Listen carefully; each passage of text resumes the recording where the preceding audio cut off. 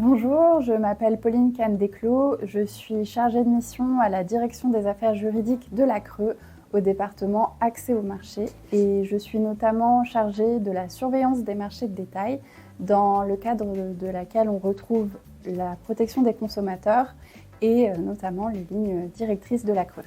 Je m'appelle Éloi de Villeneuve et je suis chargé de mission dans la direction du développement des marchés et de la transition énergétique et plus précisément dans le département des marchés de détail.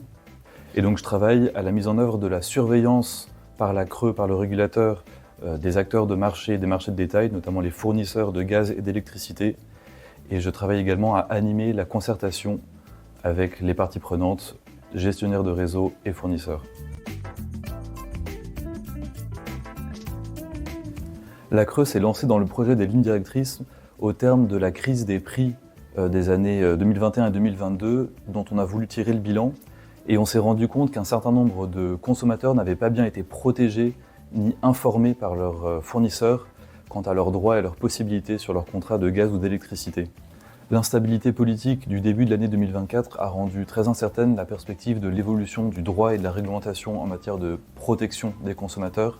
C'est pour ça que la CRE a voulu prendre l'initiative et publier ses propres mesures de renforcement de la protection du consommateur et de son information. Les lignes directrices, ce sont un ensemble de 13 mesures qui portent sur la souscription du contrat par un consommateur et sur l'exécution du contrat. Donc elles sont valables pour les consommateurs résidentiels uniquement. Et en fait, on a voulu mettre en place un certain nombre de marqueurs importants pour améliorer la lisibilité et la transparence des offres. La CRE a mis en place une typologie des offres pour que le consommateur ait accès à des catégories claires et précises. On a aussi mis en place une fiche descriptive standard pour que le consommateur puisse comparer les offres entre elles. Et on a également interdit les offres dont le prix n'était pas connu au moment de la consommation. Et on demande à tous les fournisseurs de présenter la façon dont le prix va évoluer dans les 12 premiers mois du contrat. Les lignes directrices prévoient également que le fournisseur présente une estimation de facture annuelle à tout consommateur qui veut souscrire un contrat de gaz ou d'électricité. Et on lui demande de présenter cette estimation également quand le fournisseur change le prix au milieu du contrat et également au renouvellement du contrat quand il y a un nouveau prix qui s'applique.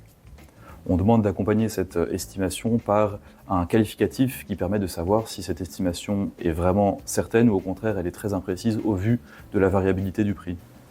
On a également des mesures qui portent sur l'exécution du contrat, notamment le fait de mettre à jour l'échéancier de paiement quand le fournisseur détecte un écart pour éviter des factures de régularisation trop importantes. On demande au fournisseur de mettre à disposition de son consommateur des données de consommation assez précises pour que celui-ci puisse se rendre compte de sa consommation et éventuellement modifier les options de son contrat.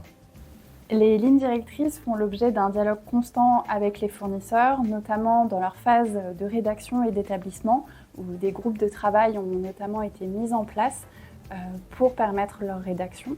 Les fournisseurs d'électricité et de gaz sont totalement libres d'adhérer aux lignes directrices de la CRE et à ce jour, la quasi-totalité de ces fournisseurs fournissant des clients résidentiels ont adhéré à ces lignes directrices. Les lignes directrices de la CRE sont un objet de droit souple particulièrement rare dans notre travail quotidien. Et c'est pour cela que la direction des affaires juridiques a eu un rôle d'autant plus important dans le cadre de ce projet. Nous avons l'habitude de travailler main dans la main très régulièrement avec Éloi et ce projet n'y a pas fait exception. La direction des affaires juridiques a été intégrée dès le début du projet et nous avons pris pour habitude de collaborer constamment dans les échanges avec les fournisseurs, mais également dans l'établissement des lignes directrices et désormais dans le suivi de leur implémentation. Aujourd'hui, les fournisseurs ont commencé à mettre en œuvre la plupart des mesures des lignes directrices et nous, la CRE, on a commencé à les contrôler. Donc ces contrôles prennent deux formes. D'une part, des contrôles spontanés de la part de la CRE sur les sites des fournisseurs et en appelant leur service client. Et puis des contrôles sur pièce où on demande aux fournisseurs de nous envoyer les justificatifs de la bonne mise en œuvre des lignes directrices. Une fois ces contrôles terminés, on aura un bon état des lieux et on pourra d'une part communiquer sur la bonne application des lignes directrices et la conformité, et puis d'autre part en tirer un retour d'expérience pour faire évoluer le dispositif et l'étendre potentiellement aux consommateurs professionnels. Les lignes directrices de la CRE ont été établies en bonne intelligence avec les fournisseurs qui les appliquent désormais librement.